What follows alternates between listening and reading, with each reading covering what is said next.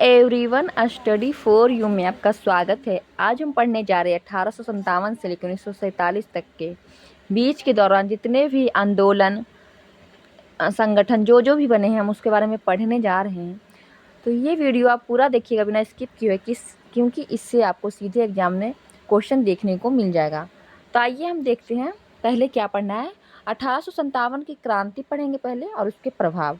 तो पहला प्रश्न है, 1857 की क्रांति किस दिन शुरू हुई थी? तो 10 मई 1857 में 1857 की क्रांति शुरू होती है, ये आप याद रखिएगा। दूसरा प्रश्न है, 1857 की क्रांति को किस नाम से जाना जाता है? इसका उत्तर हो जाएगा प्रथम स्वतंत्रता संग्राम, ऑप्शन नंबर सी। अगला प्रश्न है, 1857 की क्रांति का नेतृत्व कानपुर में किसने किया था? तो कानपुर से नाना साहेब और तात्या टोपे दोनों करते हैं। तो इसमें ऑप्शन में के हिसाब से हमारा ऑप्शन नंबर ए हो जाएगा, नाना साहेब राइट आंसर। अगला प्रश्न है, 1857 की क्रांति के दौरान झांसी की रानी लक्ष्मीबाई ने किस अधिकारी के खिलाफ युद्ध लड़ा था?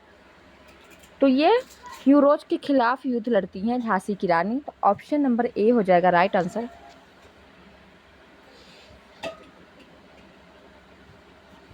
अब हम देखेंगे भारतीय राष्ट्रीय आंदोलन 1885 से लेकर 1947 तक के बीच। भारतीय राष्ट्रीय कांग्रेस की स्थापना कब हुई थी? तो भारतीय राष्ट्रीय कांग्रेस की स्थापना 1885 में होते हैं और उस समय जो वायसराय होते हैं वो डफरीन होते हैं और इसकी स्थापना A.O. ह्यूम के द्वारा की जाती है। भारतीय राष्ट्रीय कांग्रेस की स्थापना और इसके प्रथम जो अधिवेशन होता है वो बम्बई में होता है और किसके द्वारा? बनर्जी, ब्योमकेश चंद्र बनर्जी के द्वारा होता है, ये भी आप ध्यान रखिएगा। अगला प्रश्न है, भारतीय राष्ट्रीय कांग्रेस के प्रथम अध्यक्ष कौन थे? तो वही ब्योमकेश चंद्र बनर्जी, तो W.C. बनर्जी भी इन्हें बोला जाता है। तो इसमें हमारा ऑप्शन नंबर सी हो जाएगा राइट आंसर। अगला प्रश्न है, स्वदेशी आंदोलन की शुरुआत किसके विरोध में की गई थी? स्वदेशी आंदोलन की शुरुआत 1905 में होती है और ये बंगाल विभाजन के समय में होता है। ऑप्शन नंबर ए हो जाएगा राइट आंसर। और 1905 के दौरान वायसराय जो होते हैं वो लॉर्ड कर्जन होते हैं, तो ये भी आप याद रखिएगा। अगला प्रश्न है, 1919 में हुए जलियांवाला बाग हत्याकांड का मुख्य आरोपी ब्रिटिश अधिकारी कौन था? तो जनरल डायर थे जो कि जलियांवाला बाग हत्याकांड में उन्हीं के वही जो है गोली चलवा देते हैं। तो इसमें हमारा ऑप्शन के अनुसार general Dyer option number C हो जाएगा राइट आंसर।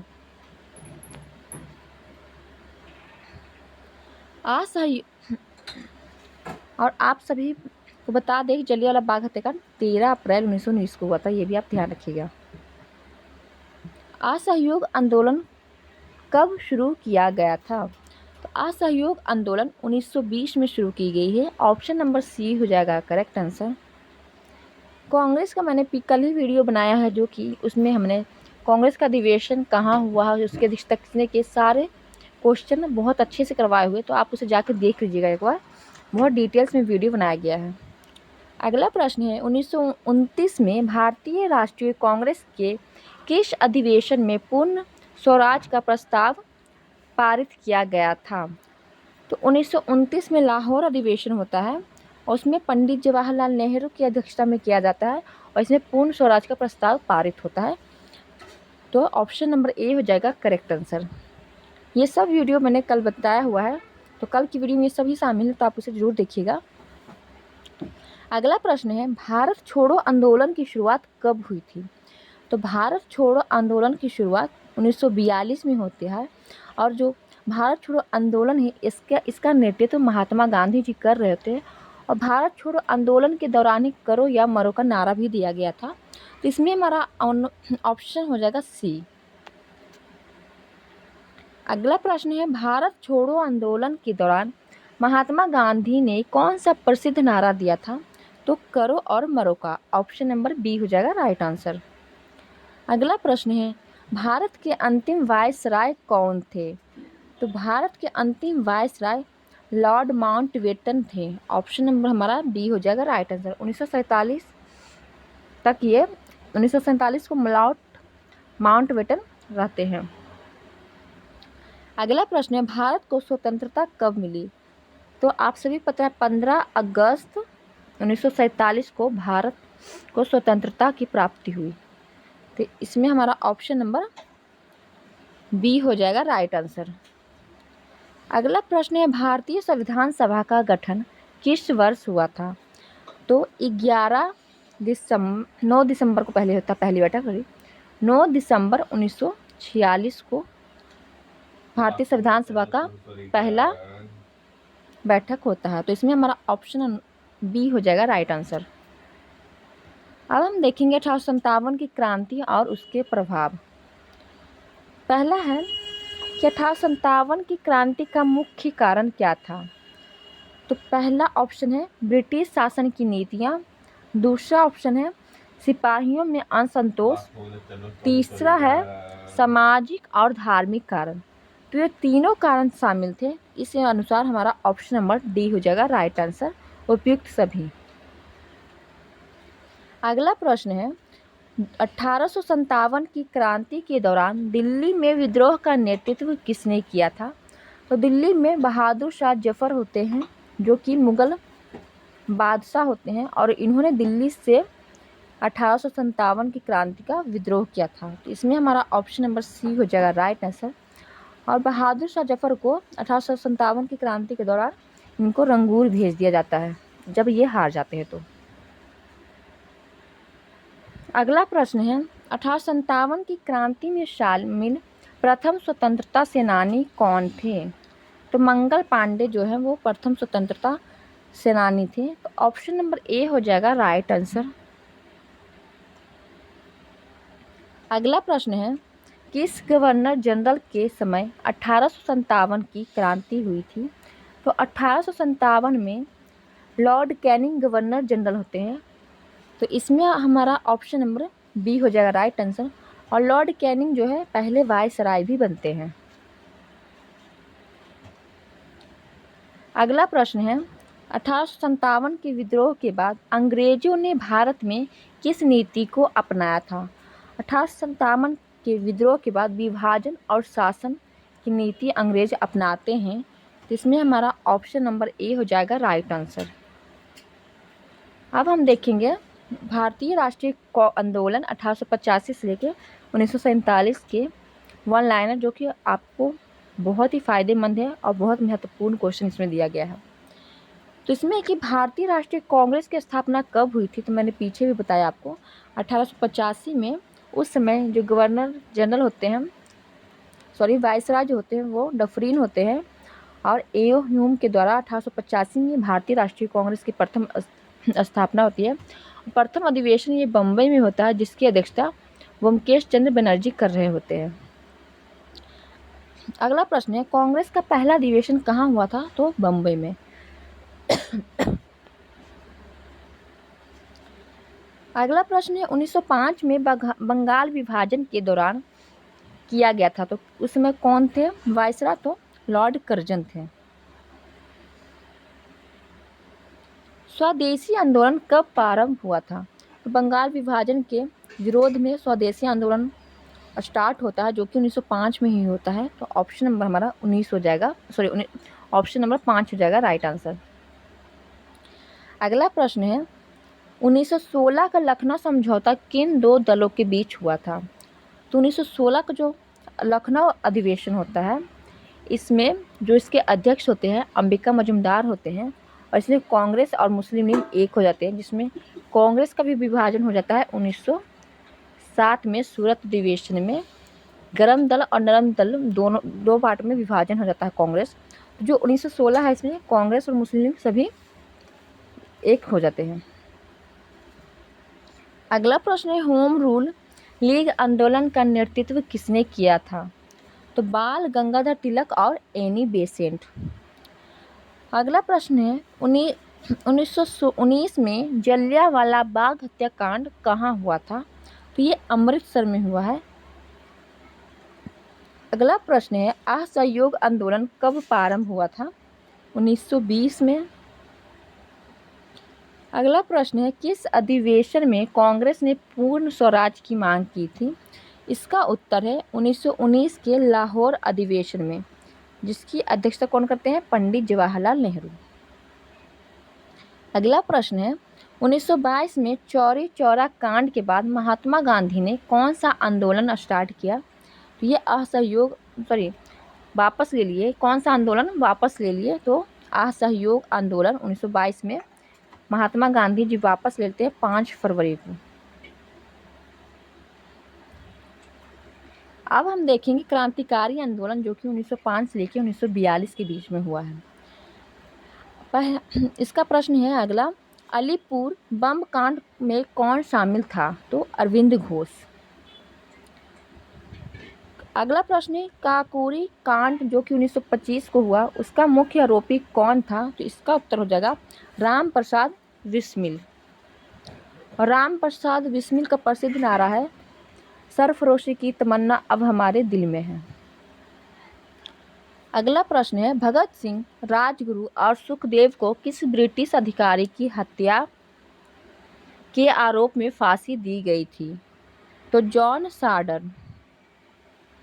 अगला प्रश्न है, किसने इनकलाब जिंदाबाद का नारा दिया था? तो भगत सिंह ने। इनकलाब जिंदाबाद का नारा भगत सिंह ने दिया था, लेकिन इसको लिखा किसने था? तो इकबाल ने लिखा है, इकबाल।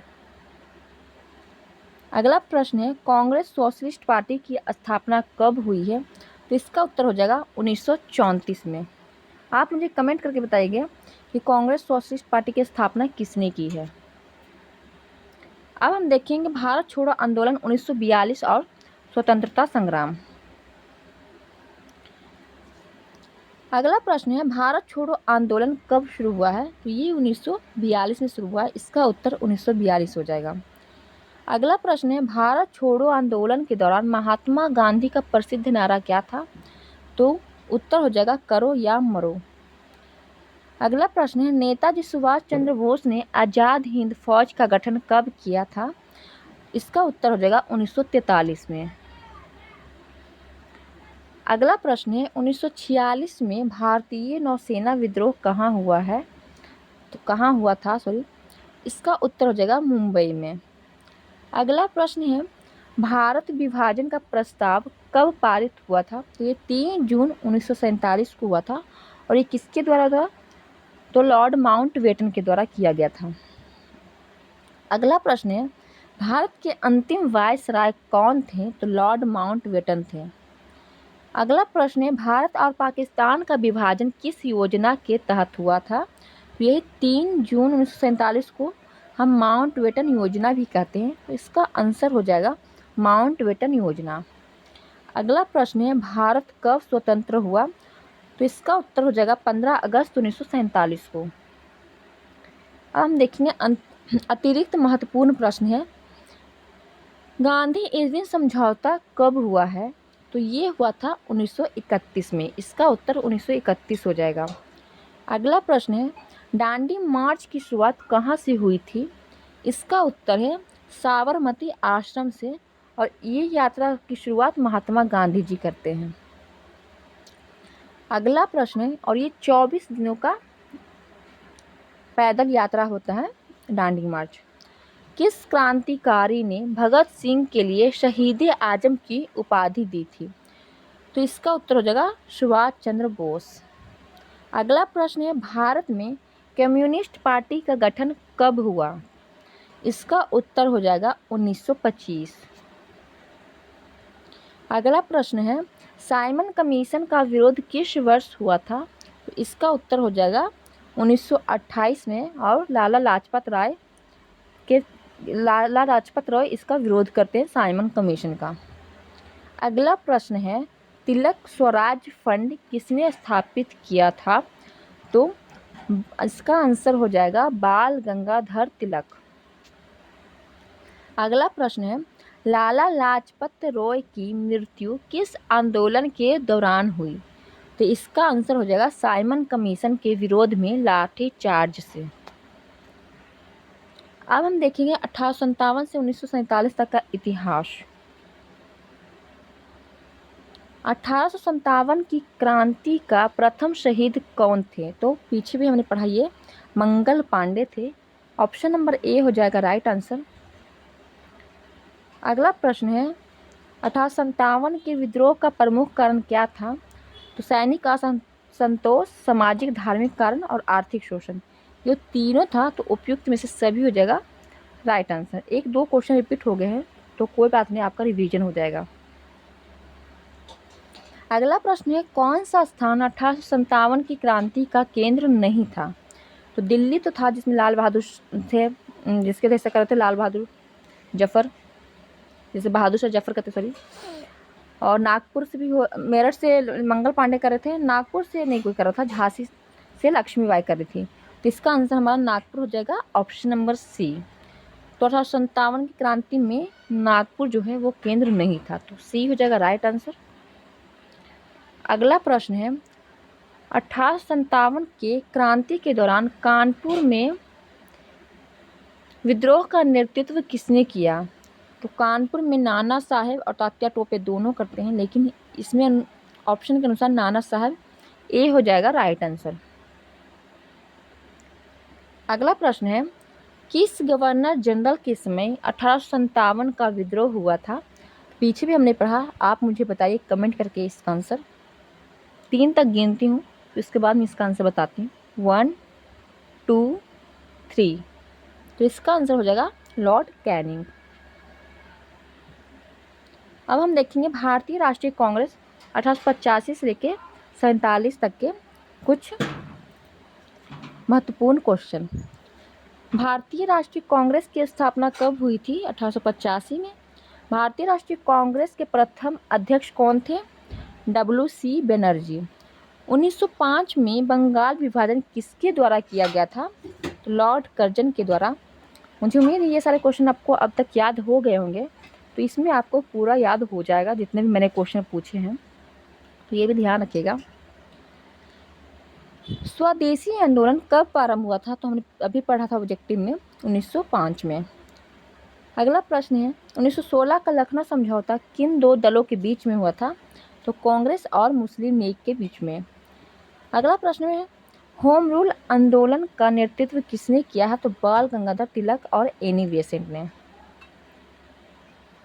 जलियांवाला बाग हत्याकांड कहाँ हुआ था? तो अमृतसर में। ये सब लगता क्वेश्चन रिपीटेड है, इसलिए मैं फटाफट इसको स्पीड में करवा देती हूँ। असहयोग आंदोलन कब प्रारंभ हुआ? तो 1920 में हुआ था। किस अधिवेशन में कांग्रेस ने पूर्ण स्वराज की मांग की थी? 1929 के लाहौर अधिवेशन में। 1922 में चौरी चौरा कांड के बाद महात्मा गांधी ने कौन सा आंदोलन वापस ले लिया? तो असहयोग आंदोलन। काकोरी कांड 1925 का मुख्य आरोपी कौन थे? तो राम प्रसाद बिस्मिल। भगत सिंह, राजगुरु और सुखदेव को किस ब्रिटिश अधिकारी की हत्या के आरोप में फांसी हुई थी? तो जॉर्ज सैंडर्स। किसने इनकलाब जिंदाबाद का नारा दिया था? भगत सिंह ने। असहयोग आंदोलन किसके नेतृत्व में हुआ था? महात्मा गांधी के। साइमन कमीशन भारत कब आया? 1928 में। अब हम देखेंगे 1942 लेके 1947 तक के स्वतंत्रता संग्राम। तो भारत छोड़ो आंदोलन कब शुरू हुआ? 1942 में। भारत छोड़ो आंदोलन के दौरान महात्मा गांधी का प्रसिद्ध नारा क्या था? करो या मरो। नेताजी सुभाष चंद्र बोस ने आज़ाद हिंद फौज का गठन कब किया? तो ये 1943 में। 1946 में भारतीय नौसेना विद्रोह कहाँ हुआ? तो मुंबई में। भारतीय विभाजन का प्रस्ताव कब पारित हुआ? ये 3 जून 1947 को। पीछे पढ़ा हुआ इसलिए मैं फास्ट में इसको रिवीजन करवा रही हूँ। भारत के अंतिम वायसराय कौन थे? Lord Mountbatten. भारत और पाकिस्तान का विभाजन किस योजना के तहत हुआ? माउंटबेटन योजना। भारत कब स्वतंत्र हुआ? 15 अगस्त 1947। गांधी इरविन समझौता कब हुआ था? 1931 को। दांडी मार्च की शुरुआत कहाँ से हुई? साबरमती आश्रम से। किस क्रांतिकारी ने भगत सिंह के लिए शहीद-ए-आजम की उपाधि दी थी? सुभाष चंद्र बोस। उम्मीद करती हूँ आप लोग का रिवीजन अच्छे से हो रहा होगा, ये सारे क्वेश्चन आपको याद होंगे। भारत में कम्युनिस्ट पार्टी का गठन कब हुआ? 1925 में। तिलक स्वराज फंड किसने स्थापित किए था? बाल गंगाधर तिलक। लाला लाजपत राय की मृत्यु किस आंदोलन के दौरान हुई थी? तो साइमन कमीशन के विरोध से लाठीचार्ज में। अब हम देखेंगे गवर्नर जनरल 1773 से 1858 और वायसराय के संबंध में महत्वपूर्ण प्रश्न। पहले हम 1773 से लेकर 1858 तक के देखेंगे। भारत के पहले गवर्नर जनरल कौन थे? तो वॉरेन हेस्टिंग है जो कि पहले गवर्नर जनरल है। पिट्स इंडिया एक्ट 1784 के तहत भारत में प्रथम गवर्नर जनरल कौन बने? तो लॉर्ड कॉर्नवालिस 1784 के तहत भारत में प्रथम गवर्नर जनरल बनते पिट्स इंडिया एक्ट के तहत, ये भी आप ध्यान रखिएगा। अस्थायी बंदोबस्त जिसे परमानेंट सेटलमेंट कहते हैं किस गवर्नर जनरल द्वारा लागू किया गया था? तो ये लॉर्ड कॉर्नवालिस के द्वारा ही लागू किया गया था। ऑप्शन नंबर बी हो जाएगा राइट आंसर। लॉर्ड ब्लेजिली ने सहायक संधि स्टार्ट किया है। लॉर्ड कॉर्नवालिस परमानेंट सेटलमेंट जिसे हम अस्थायी बंदोबस्त कहते हैं। लॉर्ड डलहौजी से हड़प नीति संबंधित है। और लॉर्ड विलियम बेंटिक ने सती प्रथा पर कानून लाया था। और ये जो लॉर्ड विलियम बेंटिक है भारत के पहले गवर्नर जनरल भी बनते हैं। अगला प्रश्न है सती प्रथा पर प्रतिबंध किस गवर्नर जनरल के समय लगाया गया था? लॉर्ड विलियम बेंटिक के समय में। तो ऑप्शन नंबर हमारा डी हो जाएगा राइट आंसर। अगला प्रश्न है डॉक्ट्रिन ऑफ लैप्स व्यक्तिगत सिद्धांत किस गवर्नर जनरल द्वारा लागू किया गया? डॉक्ट्रिन ऑफ लैप्स और व्यक्तिगत सिद्धांत हम हड़प नीति को ही कहते हैं और ये लॉर्ड डलहौजी के द्वारा लाया गया था। तो हड़प नीति ये भी ध्यान रखिएगा। तो ये लाया था लॉर्ड डलहौजी। इसमें हमारा ऑप्शन नंबर ए हो जाएगा राइट आंसर। 1857 की क्रांति के दौरान भारत का गवर्नर जनरल कौन था? तो Lord Canning. Option number B हो जाएगा राइट आंसर। अब हम देखेंगे 1858 से लेकर 1947 से संबंधित प्रश्न।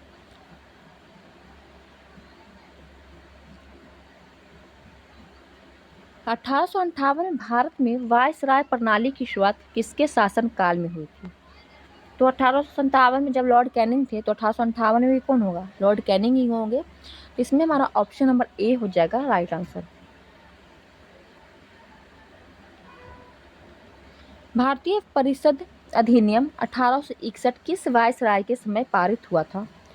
तो 1857 से लेके 63 तक कैनिंग होते हैं। तो 61 में भी लॉर्ड कैनिंग के समय भारतीय परिषद अधिनियम आता है। तो इसमें हमारा ऑप्शन नंबर ए हो जाएगा राइट आंसर।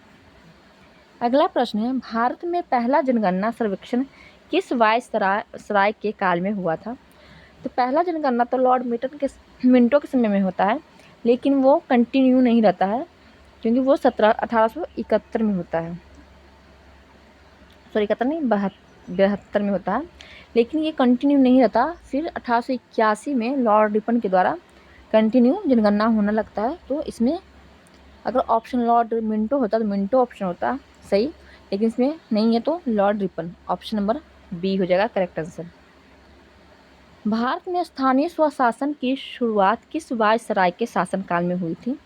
तो स्थानीय स्वशासन की शुरुआत लॉर्ड रिपन ही करवाते हैं। तो इसमें हमारा ऑप्शन नंबर बी हो जाएगा राइट आंसर। बंगाल विभाजन 1905 के शासनकाल में हुआ, किसके शासनकाल में हुआ था? तो Lord Curzon. Option number B हो जाएगा राइट आंसर।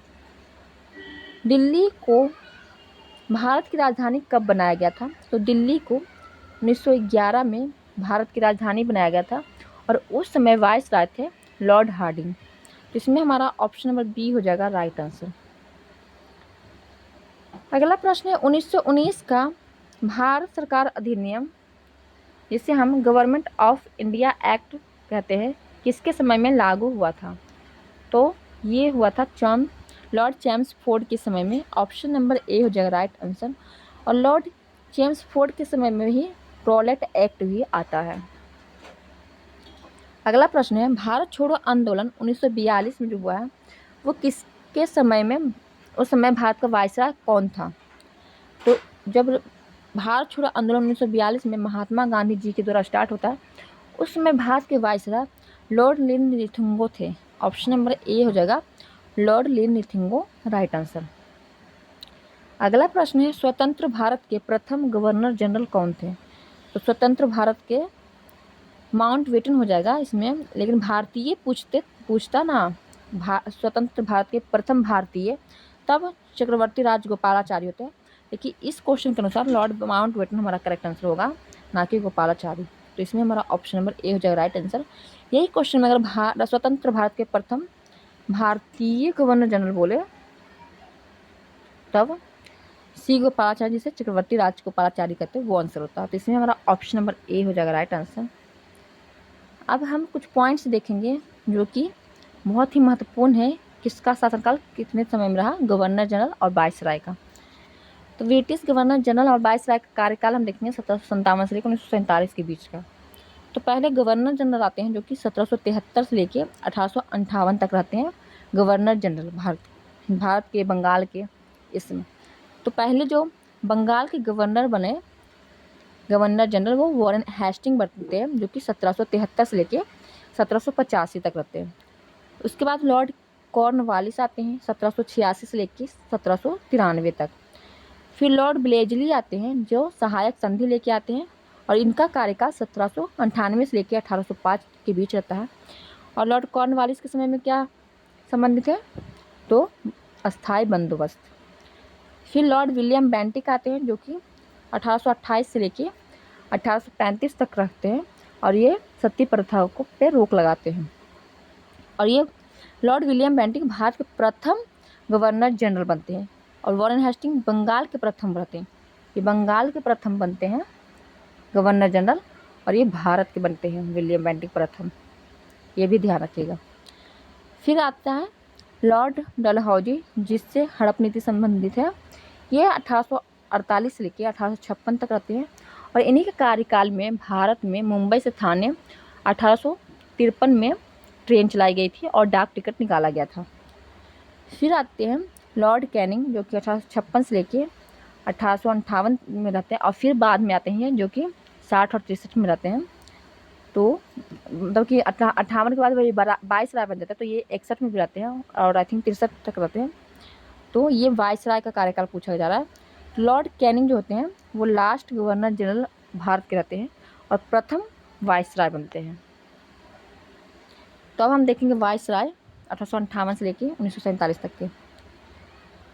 तो लॉर्ड कैनिंग जो है 1858 से लेके 1862 तक वायसराय रहते हैं, और 1856 से लेकर 58 तक गवर्नर जनरल थे भारत के। फिर लॉर्ड लिटन आते हैं 1876 से लेके 1880 तक इनका कार्यकाल रहा। फिर लॉर्ड रिपन आते हैं, इनका कार्यकाल 1880 से लेकर 84 तक रहा।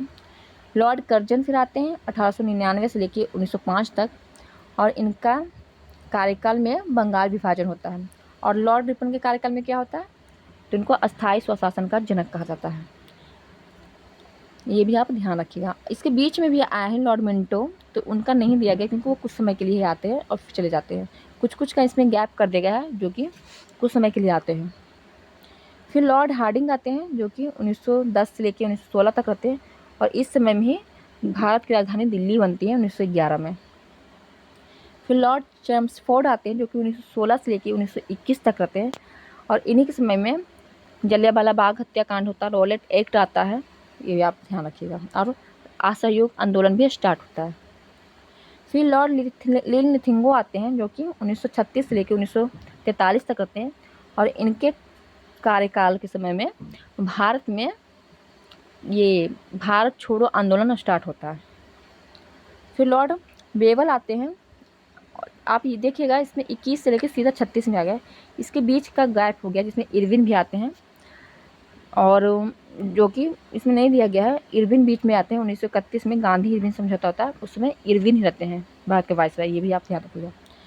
फिर लॉर्ड वेवल आते हैं 1943 से लेकर 1947 तक, लेकिन ये 47 तक तो रहते हैं, लेकिन स्वतंत्रता इनके समय में नहीं होता है, लॉर्ड माउंटबेटन के समय में होता है। तो लॉर्ड माउंटबेटन 1947 में ही आते हैं, और इनके समय में भारत स्वतंत्र हो जाता है 15 अगस्त 1947 को, और 3 जून 1947 को भारत विभाजन भी लॉर्ड माउंटबेटन के द्वारा किया जाता है।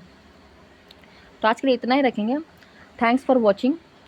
वीडियो आपको कैसा लगा कमेंट करके ज़रूर बताइएगा, और चैनल पर नया है तो चैनल को प्लीज़ सब्सक्राइब कर दीजिए। अगर वीडियो आपको अच्छा लगा है तो लाइक कर दीजिएगा और दोस्तों में अपने शेयर कर दीजिएगा। एक चीज़ और बताना चाहूँगी, अगर आप इस PDF पे क्लिक करें तो मेरा चैनल डायरेक्टली इसमें ओपन हो जाएगा। मैं आपको ओपन करके दिखा देती हूँ। तो ये आप लिंक इसमें डाल दिया गया है। तो अभी मेरा फ्लाइट मोड है, इस करके नहीं दिखाई दे रहा है। तो फिर मिलेंगे नेक्स्ट वीडियो में, तब तक के लिए जय हिंद।